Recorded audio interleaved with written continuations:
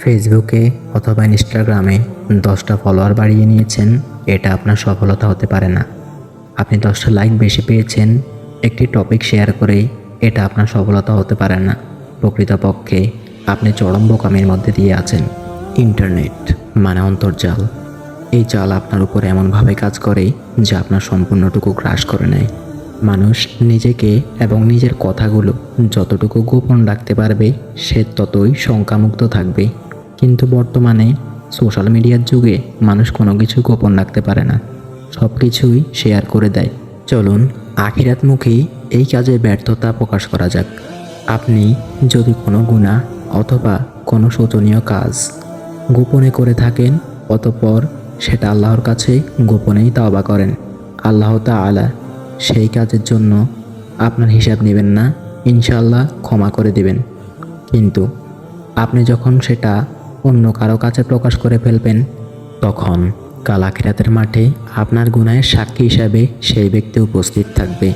অন্যদিকে ইহুদিদের তৈরি এই সোশ্যাল মিডিয়াকেই আপনি আপনার দিনের প্রচারণা হিসাবে চালিয়ে দিতে পারেন। এই যেমন ধরুন, আপনি একটি হাদিস পড়লেন, সেই হাদিসটি আপনি সোশ্যাল মিডিয়ায় শেয়ার করে দিলেন।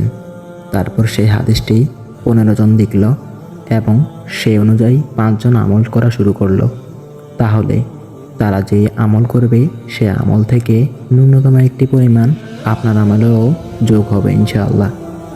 এই কাজটি যতটা সুন্দর এবং মঙ্গলজনক, এর বিপরীত কাজটিও ততটাই বিপজ্জনক এবং খুবই খারাপ।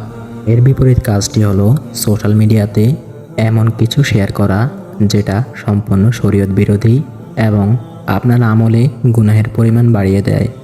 যেমন ধরুন, খুব ছোট পরিসরে আপনি একটা গান স্টোরিতে শেয়ার দিলেন, ফেসবুক অথবা ইনস্টাগ্রাম যেখানেই হোক না কেন। ধরুন সেখান থেকে আপনার 20টি ভিউ আসলো। ওই 20 জন আপনার এই গানটা শোনার কারণে আপনার আমলে ওনাদের কানের জিনা যোগ হবে। কারণ আপনি যদি গানটা শেয়ার না করতেন, সেক্ষেত্রে তাদের গুনাহটা হতো না। এর থেকেও খারাপ কিছু হলো, আজকাল সোশ্যাল মিডিয়াতে সবাই অশ্লীল দৃশ্যগুলো শেয়ার করে, যেগুলো কাল আখিরাতের মাঠে চরম ব্যর্থ করে দেবে আপনাকে। সুতরাং সাবধান হন।